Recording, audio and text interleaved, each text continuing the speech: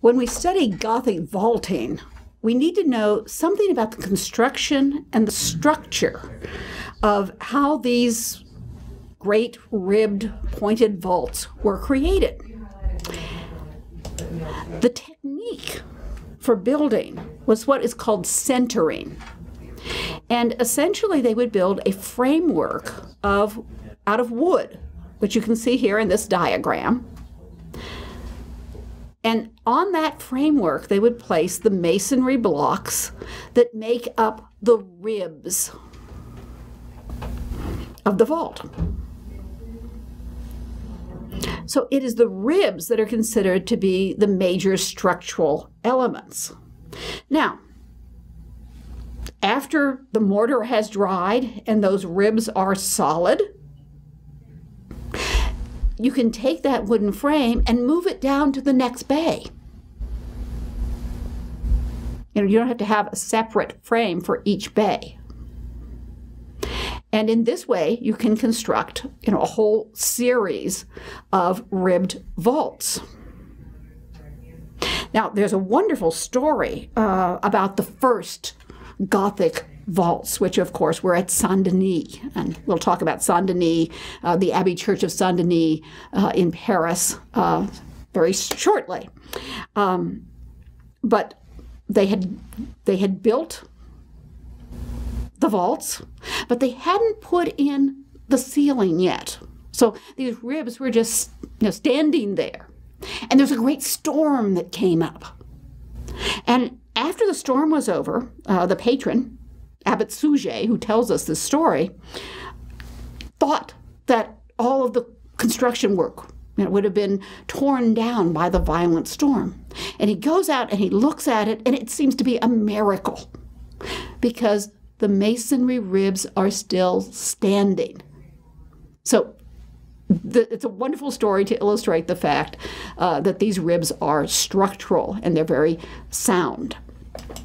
Now, here's another diagram. And here we're going to have to look at the diagram from right to left because it's showing the steps in the construction of the vaults. And you can see on the diagram that you have sort of the centering. You can see that in the far right. And they're building the ribs over that. And then you move to the next bay. And actually, of course, we're seeing the next step. The ribs are constructed, but they've taken out the framework because now they can stand on their own. And then if you move to the bay that's furthest left on this diagram, you can see the ceiling, the masonry blocks, whether stone or brick, that fill in the spaces between the ribs. And that's called webbing or infill. Here's another diagram to show you this. You can see on the left a groin vault, which is essentially a cross vault where you have two vaults crossing each other. In this case, it's a pointed arch, pointed vault. And then you can see them where they have a rib that has been built, which sticks out and is structural, and then starting to fill in with the webbing. And then they have below that, they show you how that would look on a plan. And the type of ribbed vault that we see most frequently in the High Gothic is what we call a quadripartite ribbed vault, or a four-part vault. And you can see that the ribs go diagonally from, well, you can't see the supports here, but from one support to another, and makes four sections in the vault. And then you could have a more complex vault, with more ribbing, and we'll be seeing some of those too. Here's the diagram that shows the infilling, or the webbing. And I've also already referred you to the University of Pittsburgh's medieval glossary. And of course, this is where I took that picture.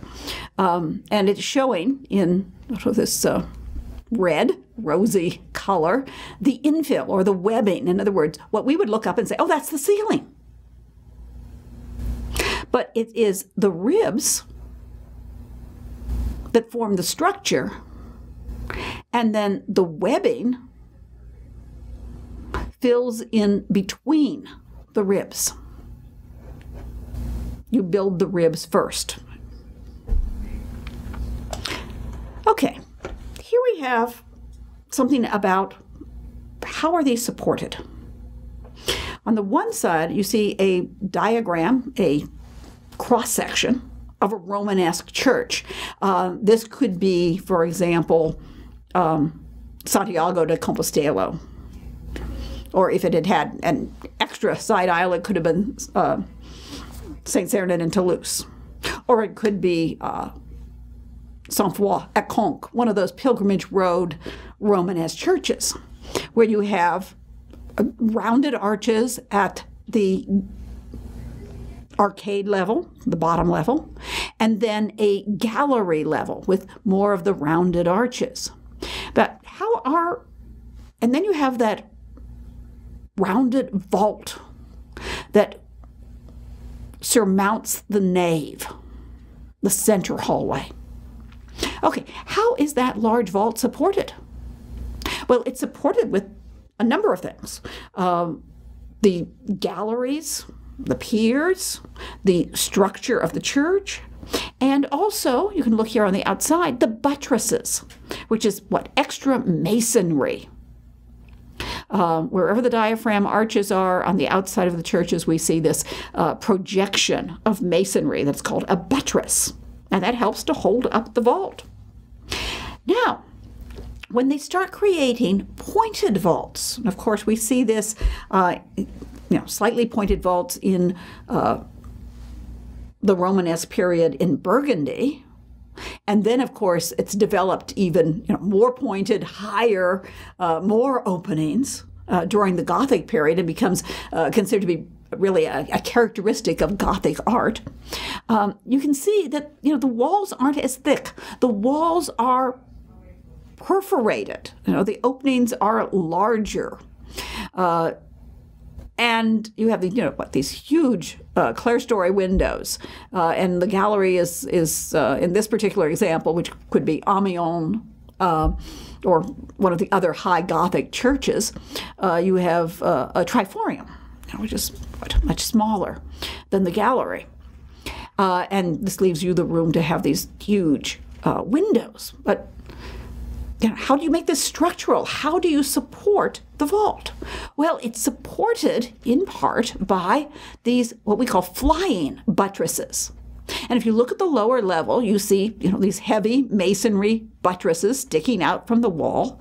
But if you look upward, you see masonry arcs that people think resemble wings. They seem to soar, hence flying buttresses. And they are linked to these structures that have decoration on them, pinnacles, and some sculpture. And they may be very heavy, but they look, they're so decorated, they look lighter. And so the vault is trying to, if you want to say, trying to spring apart, but it's being pushed in by these flying buttresses. So let's take another look at that. How does that work? You can see the round arch and the direction of the thrust. Now, when we're talking about the thrust, we're talking about the weight and how it is pushing out. So the thrust or the weight of the round arches is pushing, some of it's going down a bit, but some of it's pushing outward. So you need to have heavy walls to help support that. And of course, as we said, buttresses. Now, when you have the pointed arch, the thrust goes more downward. Some of the weight is channeled into the wall or clear down to the pier. But there is, a little bit that's going outward, and we say it wants to spring apart. Now, to combat this, the masons do a couple of things. One thing they do is use a boss.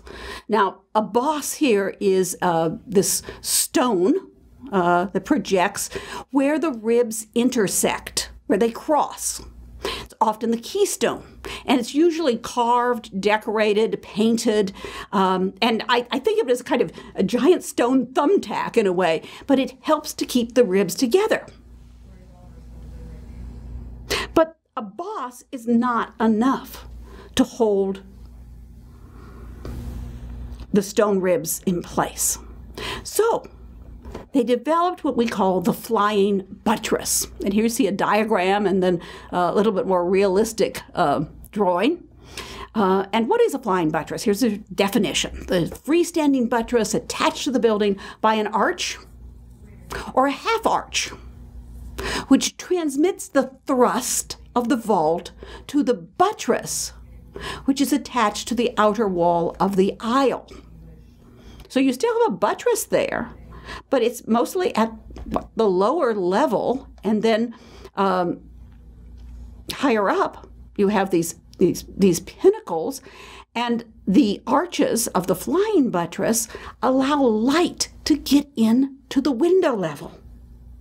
They allow light to flood the interior of the church. And of course, light can go, between them. And it looks light. I mean, sure, there's all this stone. It really would be heavy. But it gives you, because of the penetration, because of the openings, it gives you the feeling of lightness. And here are close-ups of two flying buttresses, the ones at Chartres Cathedral, and a bit later at Amiens Cathedral. And you can see that the buttresses, as time passes, become more and more open. So even these arches or arcs are penetrated. It almost looks like, how could this support? But it's because, the weight is transmitted essentially through the arches and stopped with the buttresses. And the buttresses and the pinnacles, and of course, all this decoration is heavy. It's pushing down, and it's pushing in on the arch, so the arch doesn't spring apart. And yet it gives the appearance of lightness. And I just also wanted to talk to you a little bit. You'll be seeing this as we go through the Gothic. I'm just going to be preparing you for this. A little bit about the elevation of the Gothic cathedrals. When we talk about the elevation, we're looking at usually the nave wall and how it is structured. What are the different parts of the nave wall? So here we have a diagram of 4 different Gothic churches. 2 of them are early Gothic. 2 of them are high Gothic. So the first 2 is Léon Cathedral. These are all Gothic cathedrals. They're all dedicated to Mary. So they're all Notre Dame because they're all in France. So there's all Notre Dame du Léon, Notre Dame du Paris. And they are all cathedrals, or the bishop's church. So you could call them either cathedral or Notre Dame. But you do have to always give the name of the city, because if you just say, well, it's a cathedral, well, which cathedral? If you just say Notre Dame, well, which church of Notre Dame? So we generally talk about these by the name of the city. So here is the cathedral at Léon on the far left. And you can see that it is shorter than all the other ones. These are all to scale, but it has 4 levels. And it has an arcade, a gallery, a triforium, both the gallery and the triforium, and then the clerestory. And the clerestory does not take up all of that archway. There's still some stone. It's still early Gothic. They're opening the walls up more, but not as much as will happen in the future. The second example is the largest of the early Gothic churches, Notre Dame du Paris. And it has been remodeled. So when you look at it, you don't usually see this particular nave elevation in the actual church, except during the 19th century, Viollet-le-Duc was restoring many of these Gothic churches, and when he restored it, he changed just a few bays, the ones that are where the transept meets the nave, to the original appearance of the early Gothic church. And this is what we're looking at. We have the arcade, a gallery level, and then an oculus, or a round window, or you might think of it as a small rose window in a sense, but a round window, which then lets in light, but still, as you can see, there's some stone around it, and then the clerestory level. They remodeled this, and that whole top 2 levels became great windows during the 13th century. But this was the original Gothic elevation, the original early Gothic elevation. Okay, now we get into 13th century churches, or high Gothic churches. Chartres is a wonderful church. When I have a class and I run out of time at the end, I said, well, I can only show you one Gothic church. I would always choose Chartres because it has early Gothic on the facade, it has high Gothic in the center, and of course it still retains many of its stained glass windows. So it's a wonderful church to talk about different periods and the appearance of the Gothic church. And you see, it is now what we think of as a kind of standard 3-part elevation of the Gothic church, or the high Gothic church, or the 13th century Gothic church, where you have the arcade, the small triforium, and then this very large clerestory. You can see it's made up of 2 of these vertical windows. Each bay is made up of 2 of the vertical windows, which we call lancettes, and then this round rose section above. And that fills up the space between the ribs and the shafts, and relatively very little stonework compared to the penetration, to the opening, which is filled with glass at the upper level. And then it's getting even taller. At Amiens, you have the same 3 elevations: arcade, a very distinctive triforium, which we'll see later when we actually look at the church, and then very large window level, or clerestory level. And you'll notice that each one of these is getting higher.